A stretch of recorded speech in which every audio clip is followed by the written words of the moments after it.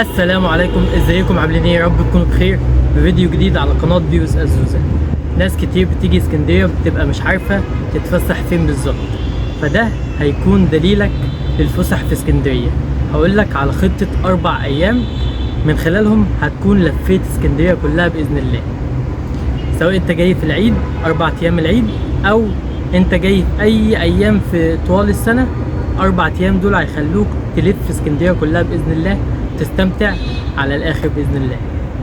اول يوم ان شاء الله هيكون منطقتين، محطه الرمل وبحري. طيب بالتفصيل هتعمل ايه؟ محطه الرمل هتروح، انا عامل فلوج مخصوص ممكن تشوفه. هتروح هتفطر عند محمد احمد، فول محمد احمد اللي ملكه اسبانيا نفسها فطرت من عنده قبل كده. بعد ما تخلص هتروح على متحف جديد جميل فاتح اسمه متحف اليوناني الروماني. هتروح التذكرة بسعر رمزي تقريبا ب40 جنيه، وعامل له برضو فلوج مخصوص ممكن تتفرج عليه. تروح وتشوف الآثار المصرية والتاريخ والحاجات الجميلة دي. بعد ما تخلص المتحف اليوناني دوت بيبقى في محطة الرمل عند شارع فؤاد. الشارع دوت من أحسن وأرقى الشوارع في اسكندرية، فأنت ممكن تتمشى وتاخد لك كام صورة كده يجننوا. بعديها بقى صديقي هتروح على كبده الفلاح، وبرده ده كمان عامل له فلوج مخصوص ممكن تشوفه. كبده الفلاح هو اسمه كبده الفلاح، لكن هو بيعمل كبده اسكندراني، احلى كبده اسكندراني ممكن تاكلها في اسكندريه. بعديها على طول هتروح على بحري، وبحري مش بعيده عن محطه الرمل. هتسال فين الشيخ وفيق، ده اشهر بتاع حلويات في اسكندريه، قديم من قديم الازل. ده احسن واحد بيعمل رز بلبن، واحلى واحد بيعمل ام علي وكل الحلويات والبليله وكل الكلام ده.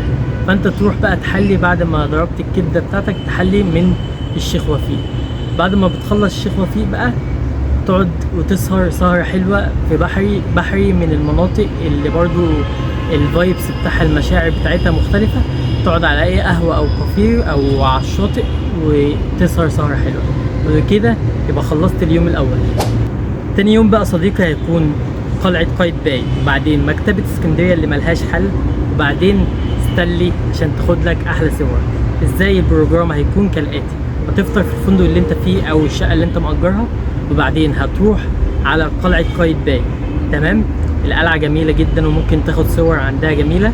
وبعدين لو انت معاك أطفال مثلا ولا حاجة، الأطفال بيحبوا حاجة اسمها الأحياء المائية، أسماك نادرة وسلاحف ممكن تدخلها، وكل الكلام ده باسعار رمزيه، سواء القلعه او الاحياء المائيه. خلاص خلصت القلعه والاحياء المائيه، تاخد بعضك وتروح على مكتبه اسكندريه، اعظم مكتبه في مصر وفي الشرق الاوسط كله.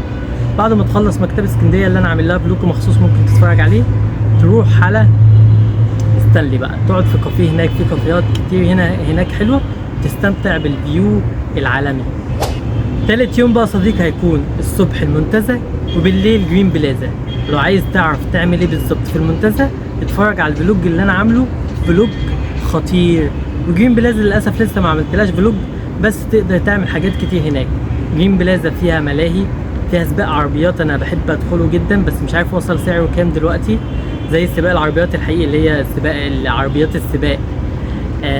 في كافيهات هناك، ويعني مكان حلو جدا. في حاجات كتير ممكن تعملها هناك، في براندات ممكن تشتري منها هدوم، في سينما، في حاجات تانية كتير. في مكان زي ما قلت ملاهي، في مكان للبينج بونج.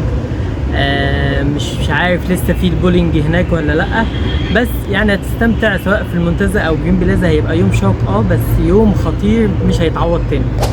رابع يوم بقى صديقي هتقضيه كله في المعمورة. المعمورة من أعظم الفسح اللي موجودة في اسكندرية، تحفة مميزة جدا وهتخليك تفصل عن الواقع.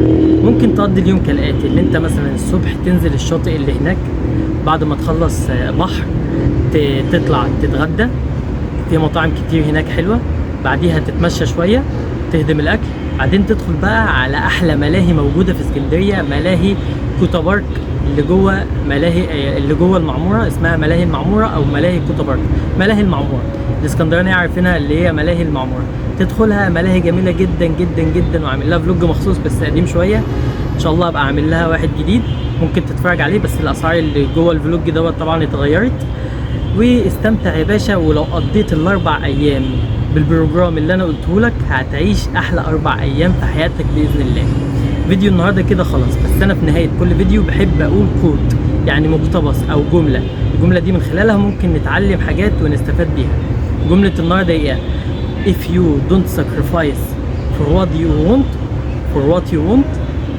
want will be ايه او becomes ايه a sacrifice. if you don't sacrifice for what you want becomes a sacrifice.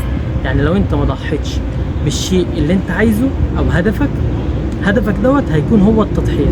يعني لو انت الحاجات الصغيرة ما ضحيتش بيها، هدفك اللي هو الحاجة الكبيرة هو اللي هيبقى التضحية نفسها، وهتندم اللي انت ما ضحيتش بالحاجات الصغيرة. فكله ينضبط ويحاول يضحي بالحاجات الصغيرة عشان يوصل للحلم الكبير اللي هو عايزه، ويفرح ويستمتع بالمشوار ده. اهم شيء متنساش تتفرج على الفيديوهات اللي فاتت، تتفرج على الفيديوهات اللي جايه، وتعمل لي لايك واشتراك وتفعل زر الجرس. سلام.